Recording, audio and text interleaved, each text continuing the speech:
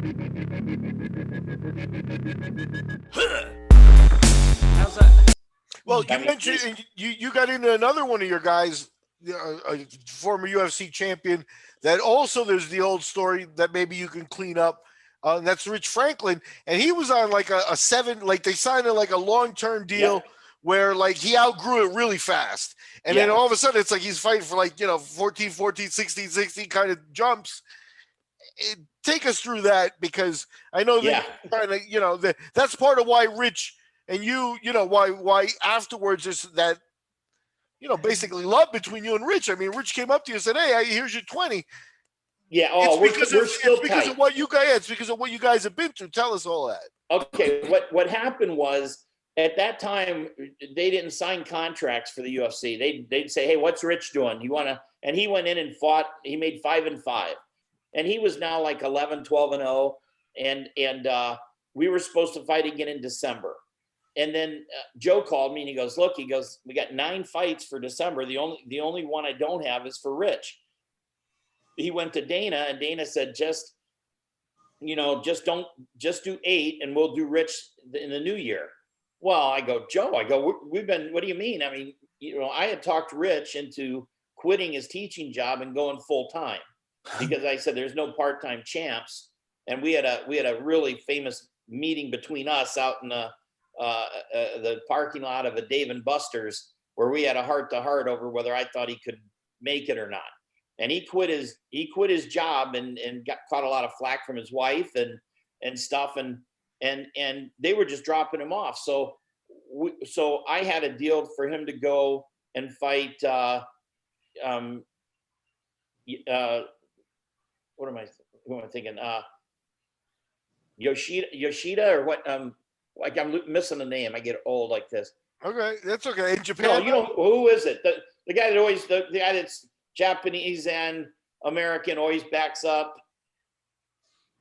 Oh, you mean Japanese and Brazilian? Yeah. Lyoto Machida. Yeah, Machida. I'm saying Machida. I'm just drawing a blank. It's okay. And so we had a chance to go over and fight him, and no one even knew who he was at that time. Well, Joe said, "Let me check," and he goes, "Yeah, we're not under contract, so we can do whatever."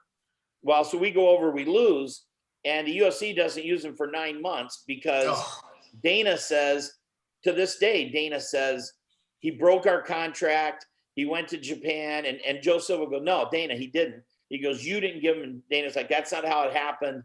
So whatever. In Dana's world, he also invented 5-minute rounds. So whatever it is, it is. And so finally he came back and he won again.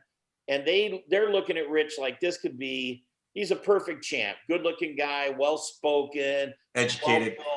He's got everything you would want. So they came to us and said, here's our offer. 7-fight deal, starting at 7-7, because he was 5-5 his last one, and going up by just 2s. They said, but here's the deal. We will put you on national television against Ken Shamrock. If you win that, we'll give you a title shot against Tanner, who you've already beaten. And if you beat Tanner, we'll put you on one of the first Tough as a coach. And at the end of this deal, you will be the most famous guy in MMA. I mean, they'll just put you out there. And so we talked about it. And at that time, somebody, I wish I could remember who it was. Someone else had just gotten a really big win. And I can't think of who it was, same division at 185. And they basically said, if you don't take it, he will. And they were telling the truth, and so I go, "Rich, we got to look at it this way. If you run through these 7 like I think, you'll be the most famous poor guy, in UFC. But you'll be super famous, and the next contract, things will change." I said, "If not, here we're fighting for 5-5, and I don't know what else. There's no guarantees." So we decided to do it, and about 4 fights through that, the bonuses started coming. Then when that show, he was eating at Dana's house. I mean, they were having, when he'd fight, they'd have him out and he'd eat with Dana's family. I mean, if Dana likes you, There's nothing he won't do, you know.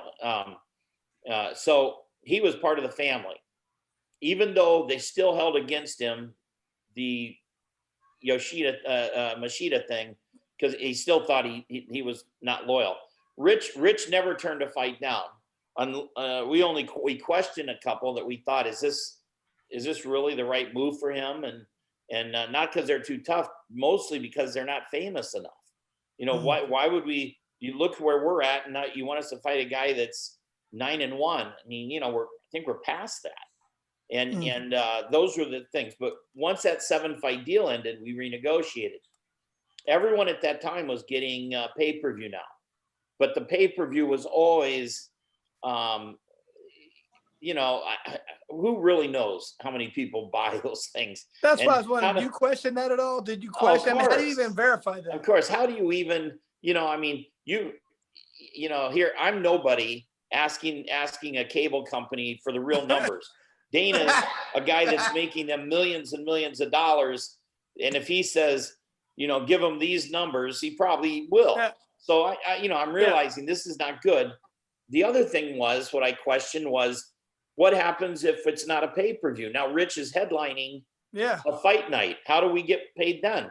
Rich, they kept sending Rich to Germany, Ireland. You know, nobody's watching those shows. And as popular as Rich, I thought, he did not move the pay-per-view needle. And a lot of it was where he was, the shows they gave him, but he just really didn't move the needle. And so getting a percentage, I wasn't into that. So we talked him into just giving us a bonus. You know, the minimum bonus he could get, $500,000. The highest bonus, $1 million. And so when he's fighting those fights, you see, you know, I think it's Ken Pavia comes on and goes, "Oh my God, Rich Franklin's only making, you know, 70 and 70. Who the hell manages him?" And I'm like, you know, if you'd ever have a champion, Ken, maybe you'd understand how the workings, what you do, but you don't have to worry about that because you'll never have one. But you know, at that time we're making really good money, guaranteed money. Now, later on, Anderson Silva redid his, and he took the pay-per-view. And I don't know if you guys remember, but after a couple of shows, he came back and said, "I want the old deal. I want to go back. I don't want this pay-per-view stuff." And I'm like, yeah, well, I'm ahead of you. We already got that taken care of. And that's why Rich and I think all the way through, we always made decisions together. I mean, we actually had heart-to-heart talks about it. And I was never afraid to go to the UFC and make demands and you know, when I thought we had leverage, and you know, he had a great career. If it wasn't for Anderson Silva, he may still be the 185-pound champ. No one else could beat him at 85, but Silva.